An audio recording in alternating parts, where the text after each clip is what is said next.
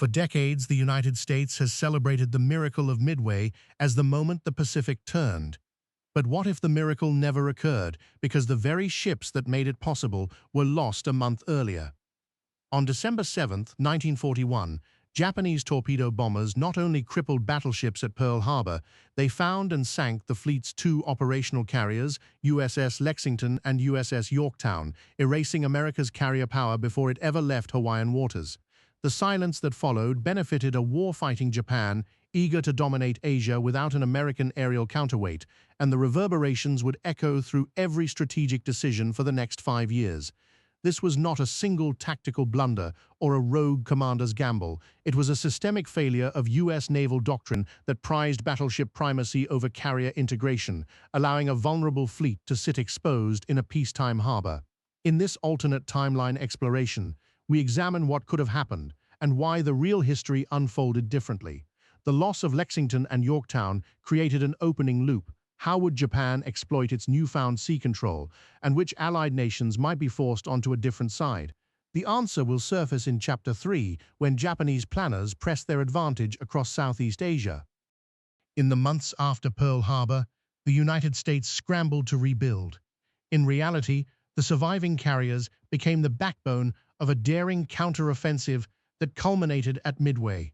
Here, with no carrier wing to launch reconnaissance or strike aircraft, Admiral Ernest King's Pacific Fleet was reduced to a handful of battleships and cruisers, vessels designed for gun duels, not for projecting power across thousands of miles of ocean. The immediate institutional response was to pour resources into building new carriers, but shipyards were already stretched by the demands of a global war. The emergency shipbuilding program prioritized Liberty cargo ships over fleet carriers. The first replacement hull would not be launched until late 1943. Meanwhile, the Imperial Japanese Navy, under Admiral Isoroku Yamamoto, sensed an unprecedented window. Their own carrier force, now unchallenged in the Central Pacific, could strike at any Allied foothold with impunity. An open loop appears here. Without a carrier presence, how would the United States protect its critical supply lines to Australia and New Zealand? The answer lies in Chapter 5, where logistical desperation forces an unlikely alliance. With American air power effectively grounded, Japanese task forces moved swiftly from one island to the next.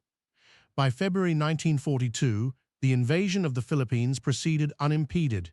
Manila fell within weeks, and General MacArthur's retreat was a chaotic scramble rather than an organized withdrawal to Bataan. The loss of U.S. carrier cover meant that Japanese aircraft could operate with near-total freedom over Luzon, delivering relentless bombing raids on both military and civilian targets. The next target was the Dutch East Indies. Historically, the battle for oil at Balikpapan and the subsequent campaign were hard fought because the United States could launch carrier-based strikes from Midway onward. In this divergent world, Japanese fleets sailed directly into Java Sea, their aircraft sweeping unchallenged over oil fields and refineries. By May 1942, Japan controlled more than 90% of the region's petroleum output, fueling a war machine that could sustain prolonged operations far beyond its historical limits. The shocking reveal that will surface later: this sudden abundance of fuel allowed Japan to field a second wave of carrier-borne aircraft, extending their reach all the way to the Indian Ocean. The consequences of this decision would prove catastrophic for Allied morale. But first, we must see how the United States attempts to adapt. President Franklin D. Roosevelt, faced with an unprecedented naval void, turned his administration toward a defensive posture. The War Production Board accelerated construction of land-based airfields across Hawaii, the West Coast, and even the Aleutians. By summer 1942, a network of long-range B-17 and B-24 bases stretched from San Diego to Kodiak Island, creating a tenuous shield against Japanese bombers. Yet without carrier escort, these bomber streams were vulnerable to fighter interception, and Japan's own land-based aircraft from Formosa and the Marianas could strike back. The United States therefore instituted a controversial policy: the Pacific Shield, a convoy system that forced every merchant vessel to travel under heavy naval escort, even at the cost of slowing supply deliveries to the front lines. The open loop here asks, would this shield be enough to keep Australia supplied? The answer emerges in Chapter 6, where the Australian government confronts a stark choice between surrendering its northern territories or opening a new front against Japan.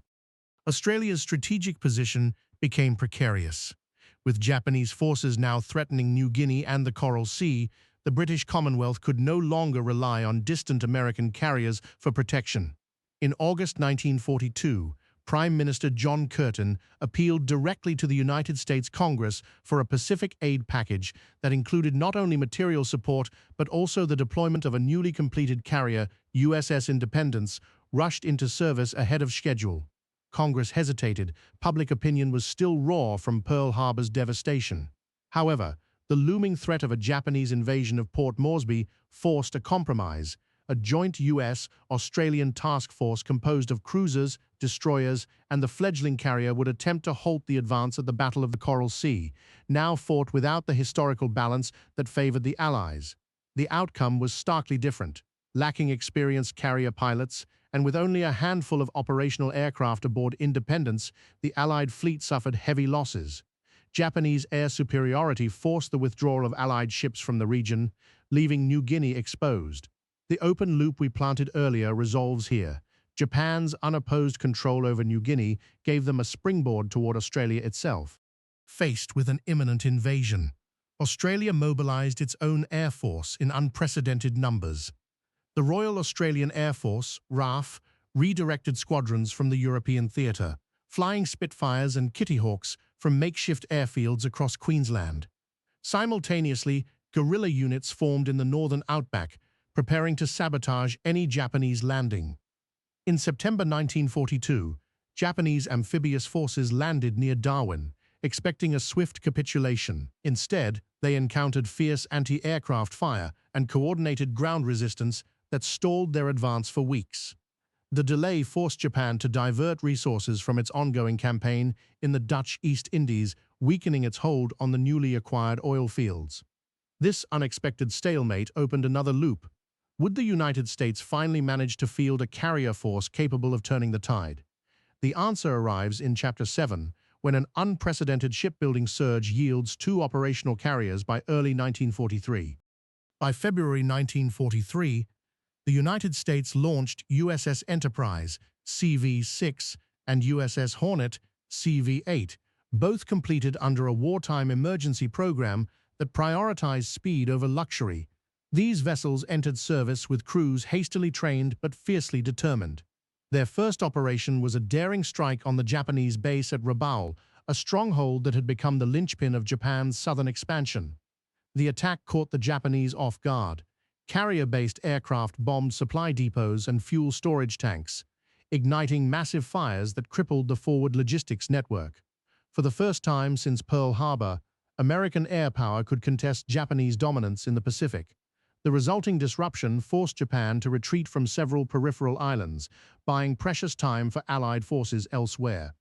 The moment that would define everything that followed now looms, a decisive carrier battle in the Central Pacific that could either restore balance or cement Japanese supremacy forever.